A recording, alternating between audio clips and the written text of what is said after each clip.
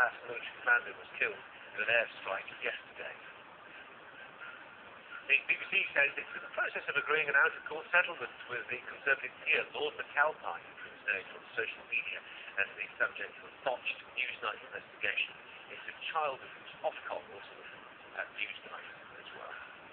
And a railway guard has been jailed for 5 years for the manslaughter of a 16-year-old girl who died when she fell under a train. Presumably he signalled for it to move off whilst Georgia Mali was leaning against one of the carriages.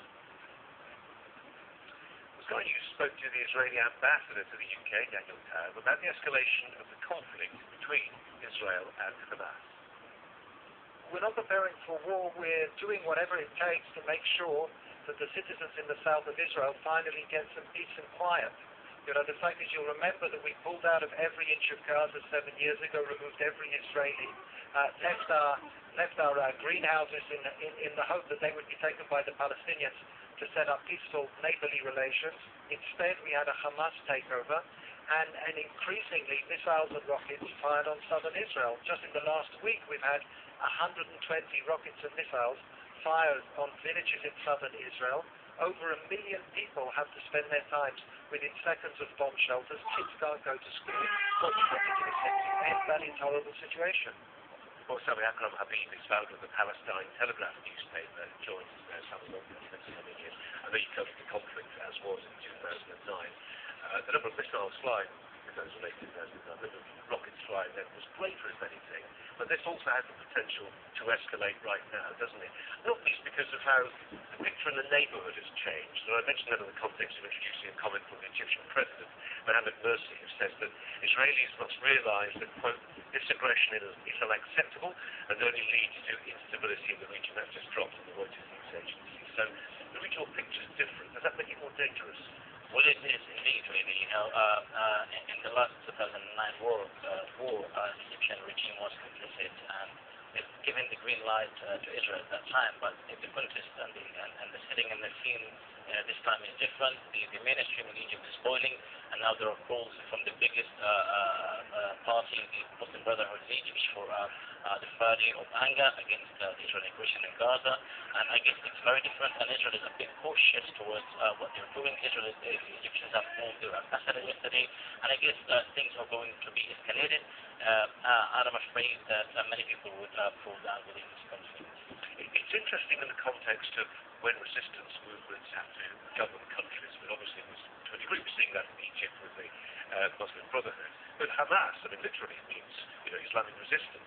Some people say they've been doing quite a lot of governing as the governing party, it's took over from Fatah, but not enough resisting.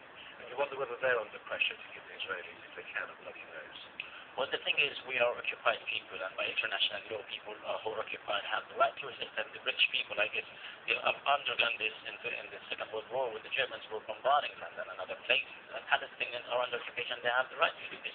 And the very important thing is about this cycle of violence is who initiated and who is retaliating. The discourse of Israel, and I'm a bit frustrated with the mainstream media, and also with this guy as well.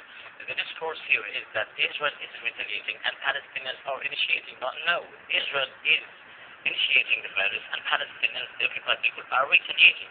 In 2009, Israel broke the ceasefire after 6 months. They started the war, and this time is Israel again. On the 8th of November, they advanced in a short distance in central Gaza. They killed a boy, 11 years, and also they killed 4 people after that, including 2 children. And then the Palestinians... There are always these arguments about who fired the rockets first, who retaliated. We can argue about that until it goes. Let's just talk about some of the asymmetry that's involved here. Because the Israelis now have this anti-rocket system, which seems to be 80% effective. But we remember the suicide bombings that were effectively countered by the building of a wall by the Israelis. The Israelis do seem to have an ability to harness technology to neuter its opponents to some degree. How does that leave ordinary Gazans feeling? Because these rockets are the way, in a sense, they militarily hit back, and they're increasingly ineffective. Vulnerable people of Gaza, unluckily, They got no shelters, no bunkers. Everyone is exposed to danger. If a heavy rocket hits your house, your neighbor will be killed or his house will be destroyed. There's no proper places for people to hide. While on the Israeli side, they have the they have the Iron Dome, which is against the Palestinian homemade and small rockets, which is light rocket, and it's not effective as all the media is telling the people. Protect enough to kill Israelis. Well, if you are following what happened since the start of firing these rockets, it's a very limited number of Israelis who were killed, and only yesterday 3 people were killed. Even in the last war in 2009, none of the Israelis were killed by rockets. Only one person in 23 days. But this time, it seems to be different. Okay. Sameh Habeeb, the Palestine Telegraph newspaper. Thanks very much for taking interest. Our foreign affairs editor, Tim Marshall, is alongside us here to give a sense of what's happening. Could you suggest that point that Sameh was raising, Tim? That who started this? That it's playground politics to some degree. I mean, The problem is the people on one side or the other. If you go one iota away from what their very firm and emotionally held beliefs are, you are deemed to be in the other camp, and both sides hold that view. I mean, most of us, most viewers in the middle, are quite sort of astonished at the level of vitriol of each side.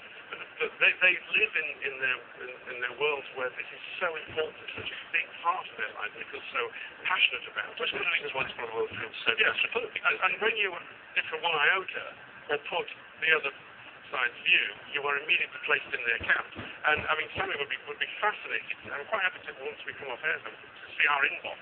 Our inbox is just stacked full of people saying, you are anti-Zionist, and the next one, you are anti-Hamas, and the next one, you are anti-Israel, next one, you are anti...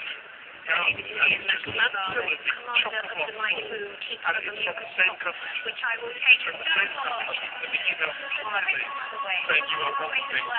Now,